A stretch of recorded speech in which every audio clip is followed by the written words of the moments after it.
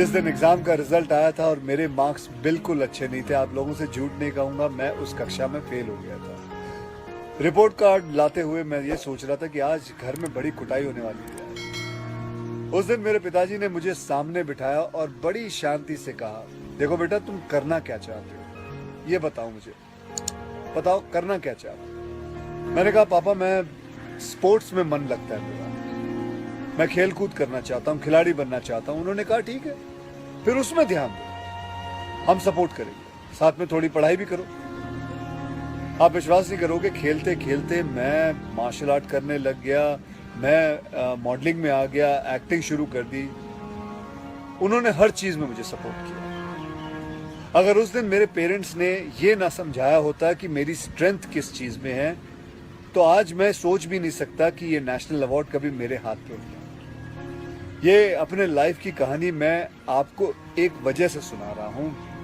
कुछ दिन पहले अखबार में मैंने पढ़ा था कि एक आईआईटी के स्टूडेंट्स ने फांसी लगा के आत्महत्या कर ली, स्ट्रेस में था पढ़ाई के लिए। उससे कुछ दिन पहले मुंबई में एक मैनेजमेंट स्टूडेंट ने एक 5 स्टार होटल के रूम से छलांग लगाकर अपनी जान दे दी, एग्जाम में फेल हो गया था। मैं कहीं ये भी पढ़ रहा था कि करीब 8 लाख लोग हर साल वर्ल्ड में अपनी जान खुद ले लेते हैं और उसमें तकरीबन 1.5 लाख लोग सिर्फ हिंदुस्तान से होते हैं। और यंग लोगों में आत्महत्या के सबसे बड़े कारण जो होती है वो होती है पढ़ाई या फिर रिलेशनशिप का स्ट्रेस।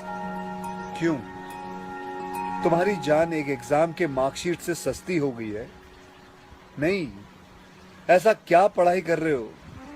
इससे तो देश के लिए सरहद पे जाके जान लगा दो दांव पे।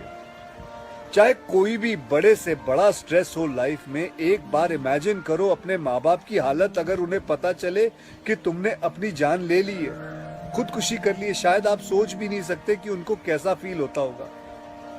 मान लिया कि आपका स्ट्रेस बहुत बड़ा है, पर इतने हल्के में मत लो अपनी लाइफ को यार। आपको पैदा करने वालों को जिंदगी का सबसे बड़ा दुख देके मत जाओ। और पेरेंट्स से भी यही कहूंगा, यही पूछना चाहूंगा कि कहां गए वो जमाना, कहां गया वो जमाना जब आप लोग अपने बच्चों के साथ डिनर टेबल पे बैठ के बातें किया करते थे, पूछा करते थे कि कैसा चल रहा है, आपके दोस्त कैसे हैं, पढ़ाई कैसी चल रही है। आज आपका बच्चा आपको अपना स्ट्रेस कैसे बताएगा जब आप भी अपने फोन में आंखें गाड़ के बैठे हो और आपका बच्चा भी फेसबुक पे फ्रेंड्स ढूंढ रहा है। ऐसा क्यों होता है कि जब बच्चे को हाथ पांव पे चोट लगती है तो आप फट से डॉक्टर को बुला लेते हो, लेकिन अगर उसे दिमाग में स्ट्रेस हो तो हम बस एक लेक्चर झाड़ देते, कहते थे बेटा नो, थिंक पॉजिटिव बेटा, थिंक पॉजिटिव। मेंटल हेल्थ के लिए भी डॉक्टर या काउंसलर से हेल्प लेना उतना ही जरूरी है जितना और किसी तकलीफ के लिए। इसमें कोई शर्म की बात नहीं है। देखो, मैं कितना भी ज्ञान दे दूं, सोचना आपको खुद ही है कि आपकी जान आपकी सबसे कीमती चीज है। कोई स्ट्रेस आए ना तो उसको बोल देना बहुत अच्छा है। अपने अंदर घुलना, उसको अंदर रखना, दबा के रखना बिल्कुल नहीं। किसी दोस्त को बोल दो या अपने माँ बाप से शेयर करो। मेरे एक फ्रेंड ने उस दिन व्हाट्सएप पे एक बहुत काम की बात फॉरवर्ड की थी। एक हॉस्पिटल की ओपन हार्ट सर्जरी यूनिट के बाहर एक शेर लिखा हुआ था, मैं आपसे शेयर करना चाहता हूँ।